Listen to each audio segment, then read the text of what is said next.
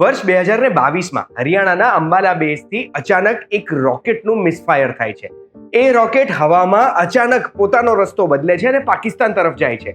પાકિસ્તાનની અંદર 124 kilometre travel કર્યા પછી મિયાચડ્ડુમાં એ મિસાઇલ ક્રેશ થાય છે. લકીલી એ મિસાઇલમાં કોઈ વોરહેડ નહોતો, એટલે કોઈ એક્સપ્લોઝન નથી થતો. પણ પાકિસ્તાનની અંદર 124 કિલોમીટર સુધી આ મિસાઇલ પહોંચી ગયું હોય છે. હવે એમ તો એવું કહેવામાં આવે છે કે આ મિસાઇલ મિસફાયર થયું હોય છે, જેના લીધે એરફોર્સના 3 ઓફિસર્સે એમની સર્વિસીસ ટર્મિનેટ કરવામાં આવે છે. એટલું જ નહીં, કદાચ ઇન્ટરનેશનલ સર્કલ્સમાં ભારતને પોતાની નાક પણ કપાવી પડી છે, કારણ કે આટલું ઇમ્પોર્ટન્ટ મિસાઇલ ભારત કંટ્રોલમાં ના રાખી શક્યું અને મિસફાયર થયું. પણ ઓપરેશન સિંદૂર, જેમાં સૌથી વધારે સક્સેસ આ બ્રહ્મોસ મિસાઇલ્સને મળ્યું છે, એના પછી આજે આપણે વિચારીએ તો આપણને તો સવાલ એક જ થાય છે કે શું આ સાચે મિસફાયર હતું કે એક ટેકનિકલી કેલ્ક્યુલેટેડ રણનીતિ હતી? આ બ્રહ્મોસની સક્સેસનું કારણ શું છે એ અને આ રણનીતિ જો તમે સમજવા માંગતા હોય તો એના માટે ધ્યાનથી સાંભળજો. હું તમને એક વાત કહું.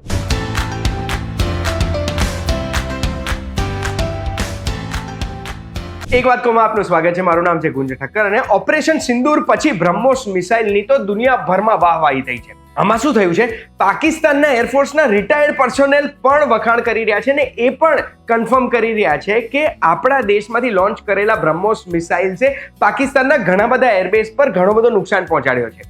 એમાં એક ભોલારી એરબેઝમાં એક એવેક્સનું એરક્રાફ્ટ, એ અર્લી વોર્નિંગ એન્ડ કંટ્રોલ સિસ્ટમનું એરક્રાફ્ટ હોય, એને પણ નાશ પહોંચાડ્યો છે ને એ સેટેલાઇટ ઇમેજીસમાં પણ દેખાય છે. આ એવેક્સ એરક્રાફ્ટનું કામ શું હોય કે આ એરક્રાફ્ટ રેડારથી ઇક્વિપ્ડ હોય, એટલે હવામાં ઉડતું હોય ને તો એ હવાથી એને વધારે મોટો એંગલ મળે પૃથ્વીની ઉપર, જેનાથી વધારે એરિયાનું રેડાર કેપ્ચર કરી શકે, જેનાથી એ દેશની હવાની ડિફેન્સ કેપેબિલિટી વધારે સ્ટ્રોંગ થાય. જ્યારે આપણે આવા ક્રુશિયલ ઇન્ફ્રાસ્ટ્રક્ચરમાં રહેલા પાકિસ્તાનની અંદર આવા પ્લેનોને નાશ પહોંચાડી શકીએ છીએ હેંગરની અંદર, ત્યારે એ આપણી કેપેબિલિટી દર્શાવે છે. ઓપરેશન સિંદૂર પછી પાકિસ્તાનની એર ડિફેન્સ કેપેબિલિટીઝ પર તો ઘણા બધા સવાલો ઉઠ્યા જ છે, પણ ભારતના બ્રહ્મોસ માટે આ એક વિન સાબિત થઈ છે. કેમ? કારણ કે પાકિસ્તાનની બોર્ડરની અંદર ઘણા કિલોમીટરો અંદર એના ક્રિટિકલ ઇન્ફ્રાસ્ટ્રક્ચર, ક્રિટિકલ એરબેઝ ઉપર, હેંગરની ઉપર કે પછી રેડાર યુનિટ પર કે એમ્યુનિશન ડેપો ઉપર આપણે પ્રિસિઝન સ્ટ્રાઇક કરી શક્યા છે. એટલે જ્યાં હુમલો કરવો હોય ત્યાં આપણા મિસાઇલો પહોંચ્યા છે.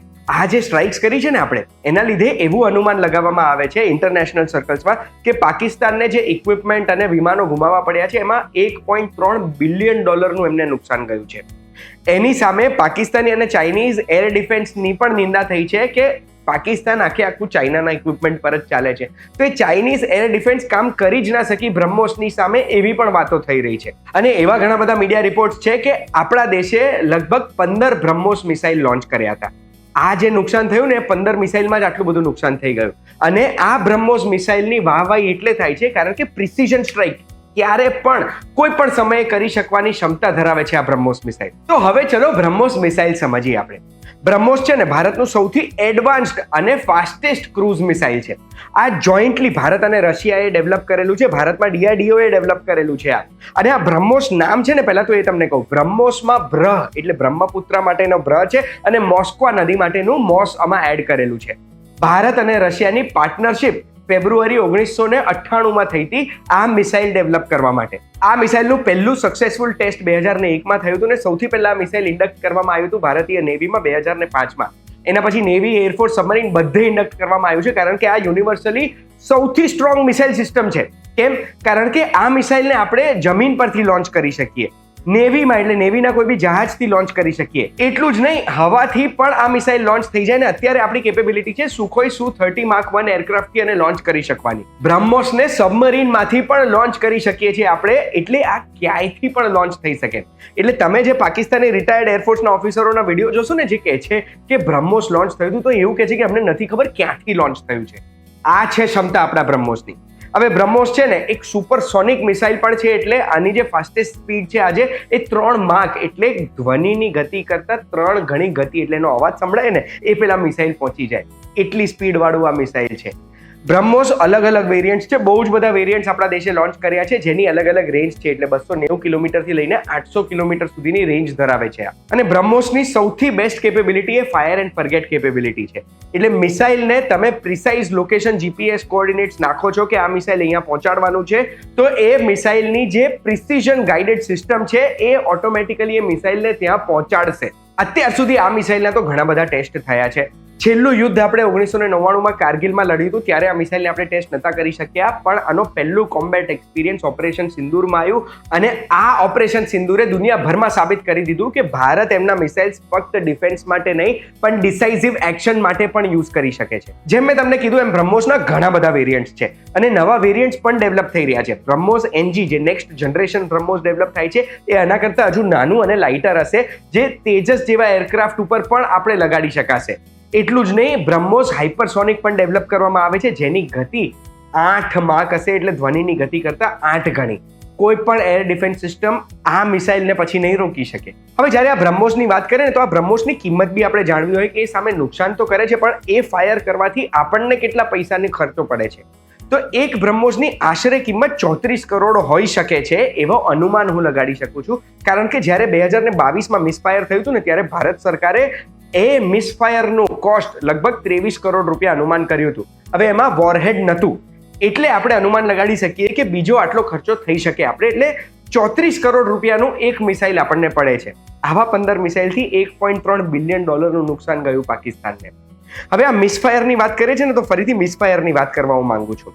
એમ તો આપણા દેશમાં સ્ટેટમેન્ટ એવું આપવામાં આવ્યું હતું કે આ મિસફાયર થયું હતું અને મિસફાયરના લીધે જે ચુકાદો આવ્યો એ 3 એરફોર્સના ઓફિસર્સની સર્વિસીસ ટર્મિનેટ કરવામાં આવી હતી. પણ આજે આપણે વિચારીએ ને, તો આ મિસફાયર કદાચ એક સ્ટ્રેટેજિક મૂવ પણ હોઈ શકે. પાકિસ્તાનનો રિસ્પોન્સ ટાઈમ જાણવા માટેનું આ મિસફાયર હોઈ શકે કે આવું કોઈ મિસાઇલ પાકિસ્તાનમાં જાય છે તો એમનો રિસ્પોન્સ શું હોય છે, કે પછી એમની સિગ્નલિંગ કેપેબિલિટી, એમના રેડાર્સ ક્યાં છે, એ બધું જાણવા માટે પણ આ મિસફાયર કદાચ કર્યું હોઈ શકે છે. ઇન્ટરનેશનલ કમ્યુનિટીમાં એવું પણ અનુમાન લગાવવામાં આવ્યું હતું કે ભારતે આ બ્રહ્મોસનું વેચાણ ઇન્ટરનેશનલી ચાલુ કરવું હતું અને એટલે એની કેપેબિલિટી પ્રૂવ કરવા માટે પણ આ મિસફાયર કર્યું હોઈ શકે.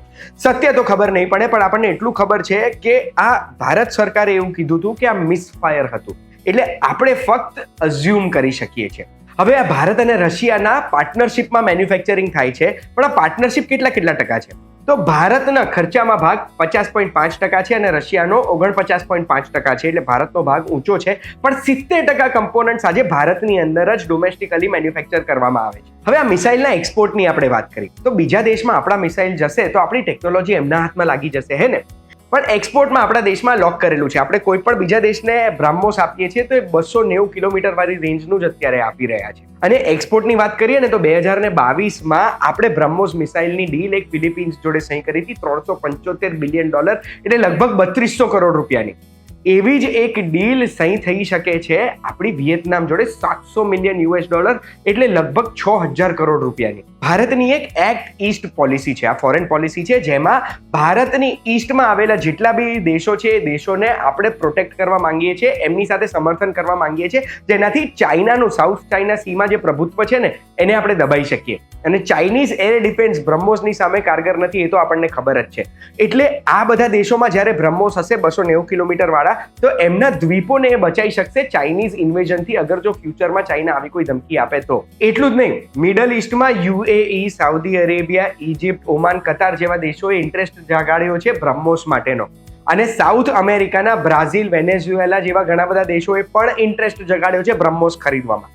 બેસિકલી ઓપરેશન સિંદૂર પછી આપણે જે બ્રહ્મોસનું સક્સેસ દુનિયાને બતાવ્યું છે, એનાથી એક વસ્તુ સામે આવી છે કે આ બ્રહ્મોસ મિસાઇલની ડિમાન્ડ દુનિયાભરના દેશોમાં થશે. અને જ્યારે ભારત બીજાના ડિફેન્સની રિક્વાયરમેન્ટ પૂરું કરતું હશે ને, ત્યારે એ દેશો ભારતના સમર્થનમાં ભારતની સાથે જ ઊભા હશે, કારણ કે ડિપેન્ડન્ટ હશે ભારત ઉપર. આ વિડીયોથી મેં તમને બ્રહ્મોસની સંપૂર્ણ માહિતી આપી દીધી છે, અને જો આ માહિતી ગમી ગઈ હોય તો આવી જ માહિતી માટે એક વાત કહું, જોતા રહેજો, આપણે ફરી મળીશું.